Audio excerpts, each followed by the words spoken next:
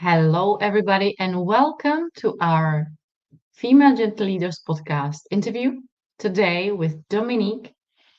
Dominique is a gifted energy conductor and geolove healer, a soul map guide. So, today we want to dive in the topic of embodying your higher self with support of dragon energy because this year is all about dragon energy. And the more we work with energies, the more we want to align our life and business with everything we're supposed to do here on earth, the more the dragon might support us or make it a little bit not so easy, I might say. But I think Dominique will talk about it more about how we can align our business, how can we align our life, right? How can we really embody what we are here to do without all the beliefs and all the fears and all the things that might not limit us, right? But maybe stall us a little bit, make it harder to get where we want to be. Dominique, thank you for being here. And could you tell us more about what can we imagine under energy conductor and geo love healer? I hope I'm saying it right. You are. Yeah, so an energy conductor basically, by the way, thank you so much for inviting me on your podcast. And an energy conductor basically is with the sacred geometry, which is what we are as master healers and geolove healers. I use sacred geometry and the help of everything that is over there that we have no idea how big and how vast the outer world, the multiverses, and everything else is. But I use all those energies and I conduct it within the person. And then when the energy comes into your energetic being, kind of like follows the chakra line, right? And then I am able to identify gifts.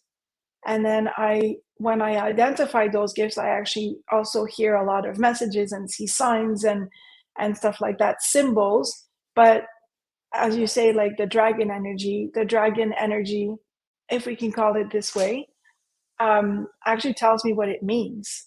And so I can see the gifts, tell you what it is, and help you to bring this forth in the 3D.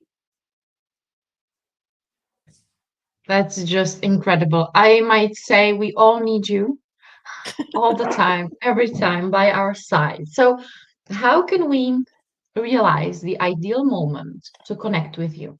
What is that moment when people come to you? Well, I am at the base a business strategist. So I connect the 3D and the 6D together, right? I bring everything that is up in the ether, bring it down so that your business is intuitive and is soul led guided. So that you don't just do business looking at data and looking at things and wondering, when am I going to stop being overwhelmed by business? Right? Because if you are only doing business in a traditional way, which is obviously shifting now, right? But if you only do the business in a traditional way, you will get overwhelmed. If you're not connected or embodying your human design, you will get overwhelmed. If all of these, but business doesn't have to be hard. I've heard you say that a lot. It doesn't have to be complicated. You just need to connect back to yourself, look within. What are your gifts? What are you really here to be doing? What's your purpose? What's your passion? And then bring all of that together. Whether you want to use the dragon energy, your higher self, your intuitive, however you want to call it, God, source, there's like so many names. I believe it's all the same, right? So people connect with me when they are overwhelmed. Most of the time, they already have clients, but they feel like their clients are leaving. Because if you're overwhelmed with your processes, the client journey is not going to be smooth. It's not going to be in flow, right? So I kind of like take all of that, bring it back inside of you, and intuitively, your own intuition, your own guidance, we make a business that is in flow, that is source guided and not society guided. We still live on Earth, so we still need to reconnect with what is going on here without having it overwhelming us. I love how did you describe it. And we do similar work, but each of us do it differently. And that's the most amazing part, right? There is always a way to do it our own way, even teach it our own way. And I caught there's something that I wanted to ask you now. It's just slipped away. That's really interesting. It almost never comes like that, but that's okay. And what brought you to do this work? Because it's not like we would say, right, culturally normal work what we do here. Yeah, no. So how did you come to these gifts and this amazing combination with the strategy? So when I was very young, I used to see golden energy around people. And I was in a very Catholic environment. And one day I was serving at Mass, and I was like under 8 years old. And I told the priest, look at all these people, they all have gold around them. And like they wanted to put me into an asylum, or, like they sent me to the higher priest or the nuns and like have me cured. And I'm like, I'm not sick, you know? But I shut off. I stopped speaking. One thing, and I just stopped speaking. And my youth was actually tinted with that. Every time I would see a rainbow or I would see the golden energy go in someone, I would like dissociate myself. And I've always wanted to do business all my life. Since I was very young, I would go to the corner store and buy a whole bunch of candies, make boxes with them, and then sell them. And I would make a profit. And then the profit, I gave it to my aunt, which is a whole other story. But this is what I did, right? All my life, I did business. I would go into a restaurant and I'd be looking and seeing, oh, this could be there, this could go there, this should be like this. But I didn't understand. I was just placing the energy in places where it would flow. And I've done that all my life, but I never talked about it. When I was about 23 or 24, I was traveling in Costa Rica, and I went to a beautiful resort in Arenal, but the resort was doing very bad. Like there was no one. It was incredible, Polly, like the most beautiful place I had ever been. And I went to the owner and I said, if you do this way, the energy's gonna flow. Now, we're talking about over like 30 years ago, where if you said that, you'd be crazy. Well, he didn't think I was crazy. He's like, tell me more. And he ended up paying me to tell him about energy. So for 30 years now, I've been going to business owners and telling them, if you move this here, or if you change this color, or if you use these words, the energy is going to flow. And this is how I came to do this. And I want all the healers, all the coaches, all the business owners that want to say that there is energy and that they are so led to be able to say it, to honor it, and to own it completely. It's just incredible. And what I hear there is that we are really often the biggest gifts we have them naturally, and or we have to decline them, right?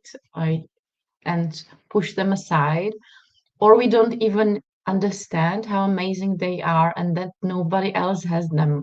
So I'm so grateful that you come and tell us our gifts, right? So do you often see how the client is surprised of the gifts that you read, or they already knew them and they just didn't accept them? Um, so I think that a lot of the people in the past year, most of the soul maps that I've done are people that are channelers, or they have access to the Akashics, but they don't want to. They're a little bit afraid of how the messages are going to come. I feel that there's you know how like when we talk about beliefs and blocks and stuff like that, I think one of the biggest fear is actually the fear of success. However you want to word this, in all of my years, even with me, I think we've all had it without identifying it as that, you know? Um, what's going to happen when people start listening to me? What's going to happen when I can't tell them where those messages are from? What's going to happen when a person doesn't believe in me and I have to tell them, be patient, have faith? I think that's one of the biggest fear that people have. And so when I see all the symbols, they're usually symbols that are in light language. I don't know light language. I don't speak light language, right? It's just a beautiful language of the soul. And then for me to be able to understand, I actually see or hear, like not with my physical eyes, right? This is all, it's just a knowing, it's an inner knowing. And I hear or I see whatever those symbols are. And it's a lot of people have access. I believe everybody has access to higher levels of consciousness, but people are maybe not inclined to go there because this is not how we were raised. This is not how society tells us to be. And so even though it's all there, it's still very new. And yes, with the ascension, we're more aware, we're more awakened and this and that, but we still are not taught how to do that. So when they come to me and I tell them, I show them the drawings and they have all that openness up here. And if you know, like human design, a lot of them would be undefined in the ajna in the head. So they can channel, but they don't want to because they don't know how. But channeling doesn't, there's no how to do it. It just is like everything, right?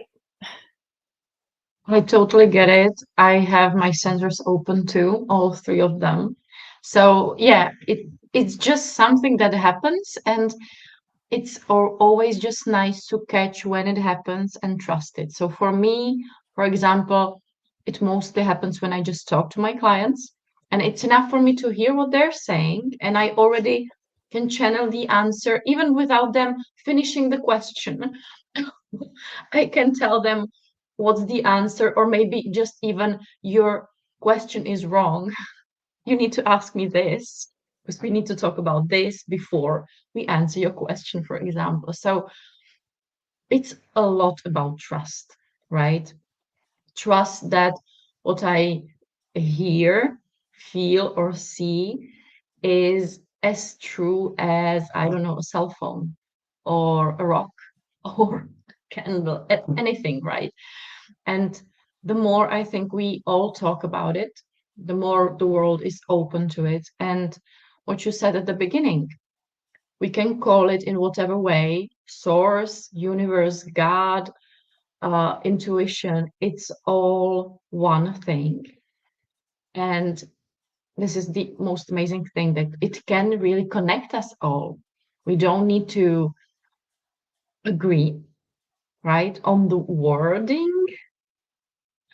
but it's just that feeling that we all have, and that it's the same feeling of trust, of belief, of knowing that what I'm hearing is really correct, even if I don't have the proof in the reality that it's correct, right?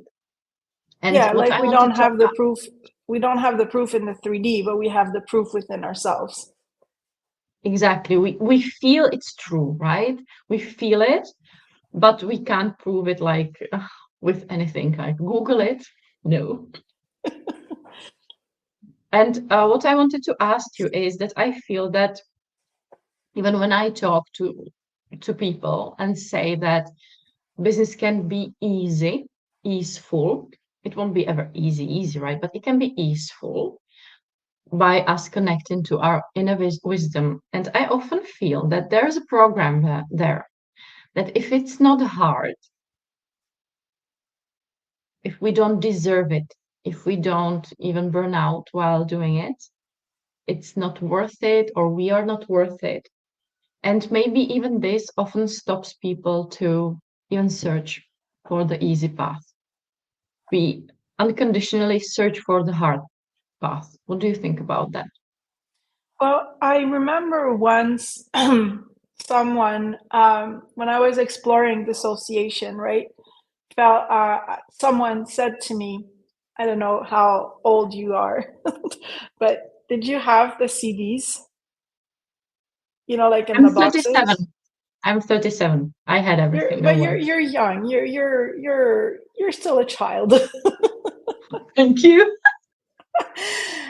When I was young, so yeah, before you, we had these little columns, like it was just like a wooden furniture thing, and they had little slots, right? And then you would put the CDs in there. And so my when I was 15 years old, my mom gave me a whole bunch of discs. And then when we changed to like tape cassettes, and then we had CDs. And those CDs, I was just in love with them, right? Because they didn't break, they didn't. So I would have that Collins and then place them everywhere. But they're not easy to put in the slot, because you have to put them exactly how the slot is designed. And someone said to me, when it doesn't fit, it doesn't fit. Why do you try to put things in there that don't fit? You can't put a book in there. You can't put a rock in there. The only thing that will fit in there is the CD. The only thing that will fit in easiness in your business is your intuition. It's the same thing. Why do we try to be a restaurant owner when we're meant to be an international speaker? Why do we try to be um, e-marketing person when we hate social media? Like, we just do this, right? It's part of that programming, I think, that we are in the 3D. We need to make money, right? Hear the words. We need to make money. Where is the money coming from? From marketing. And how do you market? From fear. Really? Does it have to be this way? I mean, you have to know what your clients are fearing so that you can address it. But do we have to address it in a disempowering way? So I think that's the programming. And we're also all programmed to be generators, like go, go, go, do. But we're not all that. We're not all the machine that does. Some of us have to think. Some of us have to organize. Some of us have to say what we're thinking so that the others can do it. But we're all meant to work together. And I think this is where the biggest programming.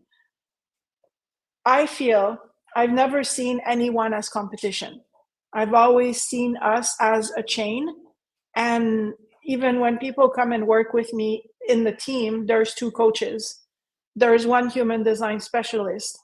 There is an ethical salesperson. There's an automation person. Does it mean I can't do all of these things? No. But there are specialists in it. I will lead you to hear your intuition. I will lead you to trust and sit in faith, and they will lead you to whatever their specialization is. When people come to work with you, they want to get their business out there working, being sustainable in the 3D. There is no one in the 6D yet. you know so we need to be working here, but we need to be working the way that we've always been taught? And that is the programming is there. It's like, it's not go, go, go. It's, how about we sit back and we analyze, what are we here to do? What are we meant to be? What do we really want to be? And in ease and flow, be that, so that it's not hard and it's not rushed and it feels good. Because life in the 3D is very short. So we have to enjoy it. And I think I've been there. We all forget that part. At one point in our life, we're overwhelmed by life. Life takes a toll on us, and we forget that we're not here to struggle. We're not here to lack. We're not here to fear. We're here to live. And living should not be all of those things, in my eyes, right? I love how you talk about it, and it's so true. And still, we sometimes, maybe, as you said before, we are afraid of success. And I often see, and I lived it too, that we stop in a moment. We want the success. We do all the things we want. We crave. We even follow the ease, and then it's really happening. Then it's really easy. Then clients come. Then lots of money come, and then we contract. Like we can't believe it's happening. So we freeze, I think, in the moment, like, is this really happening? So it might sometimes even stop for a few months. Like, Mhm. if I really want it, right, I need to breathe and again start it. But the fear of success, of it really working, if I think if we say it out loud, I fear success, or if anybody fears success, we might say it's a box. Like, how could I fear it? I crave it. I want success, right? But the reality then shows us something else. What would be your advice, maybe a tip on how to start breathing again and trusting that it's safe to be Yeah, that it's successful? safe. Exactly what you're saying, that it's safe. I think that the first thing is analyzing, for me, what is success. So sit with your fear that might be not identified yet, sit with your faith, and instead of being part of it, observe it. Observe the fear, observe the faith, and ask yourself, for me, what is success? But go deep, like, not, oh, success is being a TEDx, speaker. Like, go deep. What is success? What does it mean? How does it feel? And then look at fear and look at faith and say, do you guys have anything to do with my success? No, you don't. So I will keep on observing you. And when it comes, you don't make it part of yourself. You don't embody the fear, you don't embody the faith, you just sit with it. I think we have to learn how to not be in duality with what everything happens. We have to be oneness with everything. And when you are one with it all, you are not all, it just is. I am not my fear. I am not my faith, but I sit with them so that when they happen, I mean, I love to be sitting with faith. Fear sometimes can feel uncomfortable, but it can also be that beautiful intuition that says, do you really want to go there? And ask myself truthfully, we also have to stop lying to ourselves. I have people sometimes that come to me and they're like, I really want to have a business, right? But I'm not willing to do the work. Well, there's still work to do to have a business. Doesn't have to be hard, but there are still work to do, and work that is not always comfortable. Fear is not always comfortable, but if you look at it, you observe it, and then you remember, what are my values? What is my idea of success? Does this have anything to do with it? And if it does, take it by the hand and then just walk the little path that you have to walk with it. Then take back the fear and then take the faith and then take both and kind of like walk with it instead of being it. I don't know if that makes sense for you. Yeah, it makes sense, and it's hard. Like, for me, it makes sense because when, well, I struggled anxieties for all my life. But I still remember one moment when I was breastfeeding my baby boy, and I was right in the middle of a panic attack. And I started reading the Edgar Tolle book, and there was just the first phrase: "You are not your fears. You are not your thoughts." And that stopped the anxieties immediately. Because since for these 20, no, 30 years before that, I thought that I am all of it. And this phrase changed a lot. So, as you say, it's hard to explain it a little bit, but it can really change it shifts. We go further, we don't associate with the fears, we just know they are there. We can look at them because we have so many thoughts in our mind and we really aren't everything. And most of them, I think, aren't either even for us, meant for us. Do they even come from us? Like, again, the undefined centers. If you, I know you know human design, but the people that are listening, if you know your human design, your wisdom will come from everything that is undefined. So everything that comes from outside of you, and then you take it in and you ground that knowledge, right? So your fears are not yours. So stop embodying them, you know? Stop thinking that success is whatever society told you to. Embody what you want success to be. And why do you want that success? And then breathe through it, instead of, oh my God, I have to do this, I have to do that, and like go get all stressed. Stress is not going to take you anywhere apart from your grave. And that's not where we want to be. We just want to have fun. Exactly. And when we sit with the definition of our success, we often realize that we rushed towards something that didn't need to be rushed through, or even the goal wasn't there for us, right? It's just something, as you said, I don't believe in competition as well. I even built an entire female platform here in Czech Republic on the saying that together we are stronger. And when I started it 3 years ago, for me, it's natural, right? Like it's for you. I know it. Like nobody can do the work I can do, and I can do the work anybody else does. So we always complement each other. We are a puzzle, an amazing puzzle. But people didn't understand that.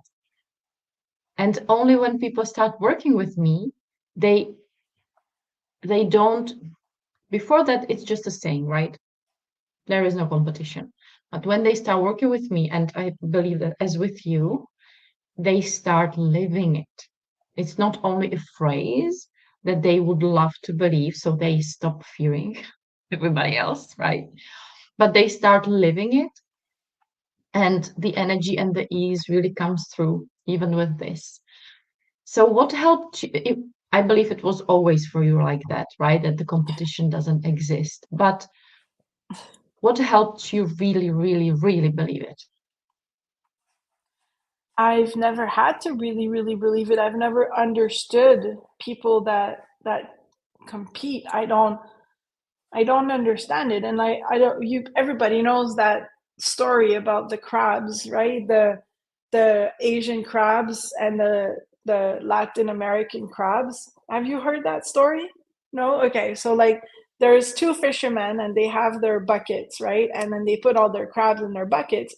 And there's the Latin American crabs, they have to put the cap on it. And the Asian crabs, sorry, the opposite. The Latin American crabs, they don't have to put the cap on it. And the Asian crabs, they have to put the cap on it. And then there's this one person that is asking, why? And the Latin American says, well, when one of my crab tries to get out of the bucket, the other ones will pull him down. And it has nothing to do with Latin American and Asia. It's how I saw the story, right? And then No, I the understand. other, It's just yeah, how they and think. then the other one says, well, I have to put the cap on it because when one of them starts to get out, the other one will climb, and they will climb until they're all out, and I'm going to lose all my crabs. And this is how I Yeah, think. it's This is exactly how that, I right? think. We are stronger together. Yeah, I mean, I had a coffee shop in Belize when I was in 34, and there was a pizzeria right beside, and I didn't want to have a kitchen. So I would buy their pizza to serve food in my restaurant so we can both make money and we can both thrive together. My motto is we are because you are.